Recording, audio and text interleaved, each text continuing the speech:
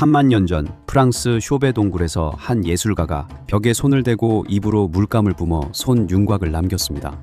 그런데 이상한 패턴이 발견됐어요. 동굴 곳곳에 남겨진 수백 개의 손자국 중 90% 이상이 왼손이었거든요. 왜 이렇게 왼손만 찍혀 있을까요? 과학자들이 이 방법을 직접 재현해보니 놀라운 사실이 드러났습니다. 왼손을 벽에 대고 오른손으로 물감을 뿜어야 했던 거예요. 벽에 남은 왼손 자국들은 그들이 오른손잡이였다는 결정적 증거였습니다. 전 세계 동굴 벽화를 조사한 결과 같은 패턴이 계속 나타났어요. 수만 년 전 우리 조상들도 압도적으로 오른손잡이였다는 겁니다. 그런데 왜 지구상 어떤 포유류도 인간처럼 한쪽 손만 고집스럽게 쓰지 않을까요? 왜 역사상 단 한 번도 왼손잡이가 대다수인 인류 집단이 발견되지 않았을까요? 오늘은 인간만이 가진 이 독특한 특성의 기원을 파헤쳐 보겠습니다. 우리는 보통 오른손잡이냐 왼손잡이냐를 간단하게 구분하지만 실제로는 훨씬 복잡합니다. 어떤 사람들은 한쪽 손만 거의 쓰는 반면 다른 사람들은 양손을 비슷하게 쓰기도 하거든요. 게다가 우리는 손으로 정말 다양한 일을 하잖아요. 단순히 물건을 쥐는 것부터 바늘귀에 실을 꿰는 것처럼 세밀한 작업까지 말이죠. 오른손잡이라고 해서 왼손을 안 쓰는 게 아닙니다. 당근을 썰 때를 생각해 보세요.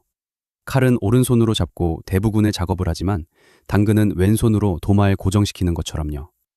그렇다면 우리 몸은 어떻게 한쪽 손을 더 잘 쓰게 되는 걸까요? 모든 척추동물이 그렇듯이 우리의 각 손은 뇌의 서로 다른 쪽에서 조종됩니다. 왼쪽 뇌가 오른쪽 몸을 움직이고 오른쪽 뇌가 왼쪽 몸을 움직이는 거죠. 재밌는 건 우리 뇌의 두 부분이 완벽하게 똑같지 않다는 겁니다. 왼쪽 뇌는 언어나 논리를 담당하고 오른쪽 뇌는 공간인식이나 감정을 담당하는 식으로 각자 역할이 다르거든요. 과학자들은 이런 분리를 측면화라고 부릅니다. 모든 척추동물과 일부 무척추동물에게서도 나타나는 현상이죠. 이 덕분에 우리는 동시에 여러 종류의 정보를 처리할 수 있어요. 특히 인간은 이런 불균형과 측면화가 유난히 심하게 발달했습니다. 다른 영장류와 비교해보면 그 차이가 확연히 드러나죠. 그리고 이게 바로 우리가 결국 한쪽 손을 더 선호하게 된 이유 중 하나일 수 있는데 실제로 인류의 99%가 주로 쓰는 손이 있고 이게 아주 오래전부터 그래왔다는 증거가 넘쳐나거든요.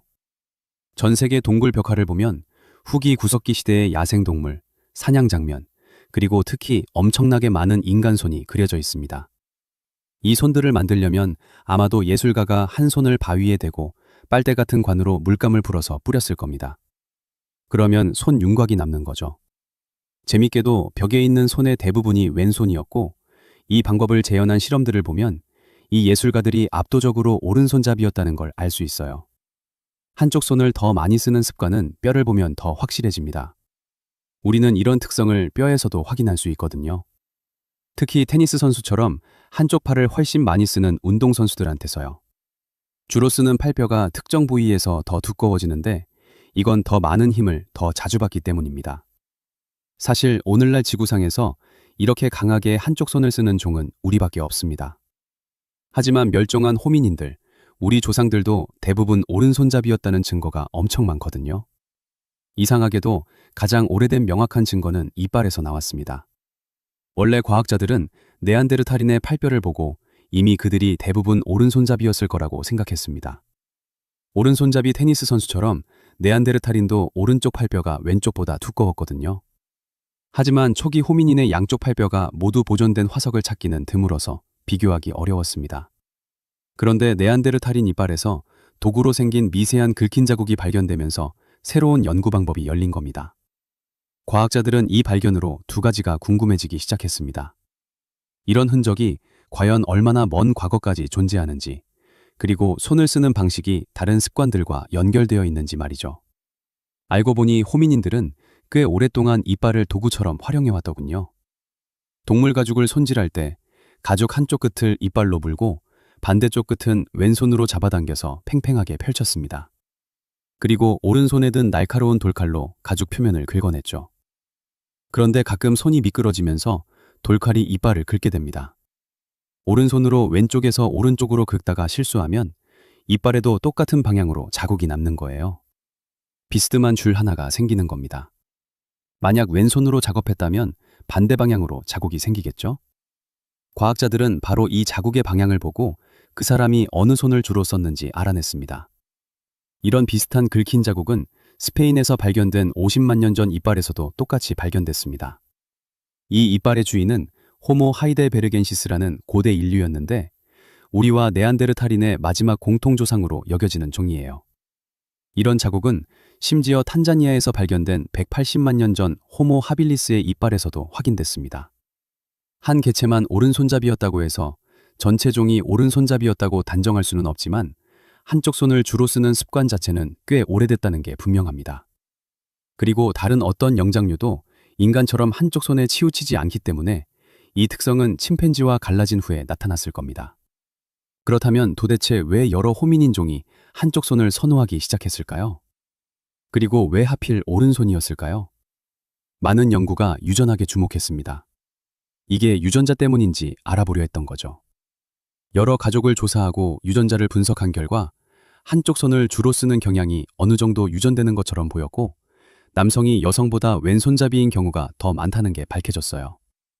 하지만 우리 유전자를 샅샅이 뒤져도 왼손잡이나 오른손잡이를 결정하는 특정 유전자를 찾지 못했는데 하나의 유전자가 아니라 여러 유전자가 함께 작용하는 것으로 보입니다.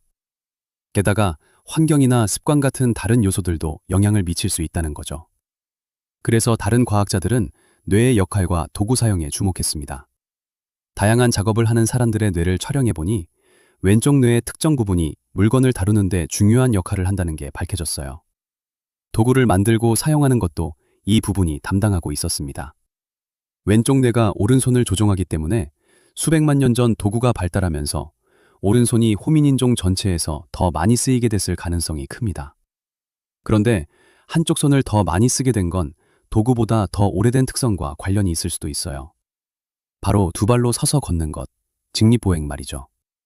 실제로 캥거루처럼 두 발로 걷는 다른 포유류들도 한쪽 손을 더 많이 쓰거든요. 네 발이 아닌 두 발로 걷기 시작하면서 이런 변화가 생긴 것으로 보입니다. 흥미로운 점은 캥거루들은 대부분 왼손잡이고 우리처럼 도구를 사용하지도 않는다는 거예요. 그렇다면 의문이 생깁니다. 우리가 오른손잡이인 게 도구 사용과 왼쪽 뇌와 관련이 있다면 왜 오늘날에도 왼손잡이들이 존재할까요? 돌 도구가 발달한 어느 시점 이후에 모두가 오른손잡이가 됐을 겁니다. 그런데 왼손잡이는 나중에 유전자 변이로 다시 나타났을 거라고 과학자들은 추정하고 있어요.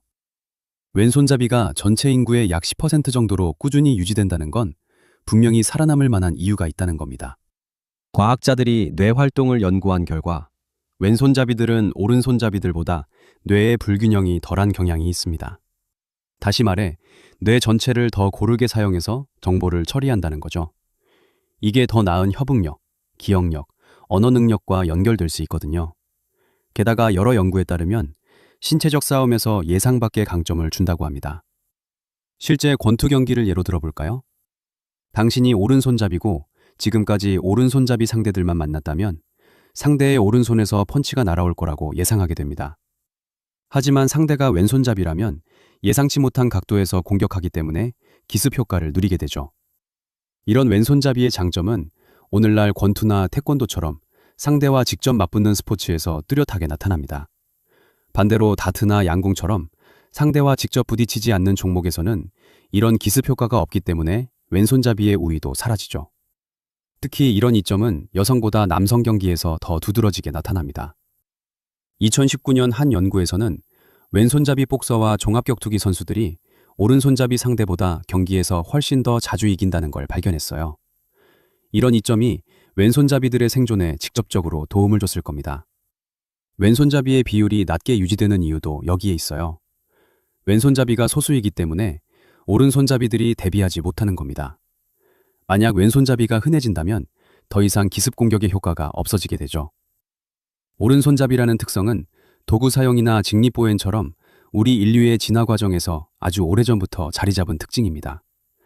우리의 뇌는 고도로 불균형하게 발달했는데 도구를 만드는 데 필요한 많은 정신활동이 한쪽 영역에 집중되어 있어요.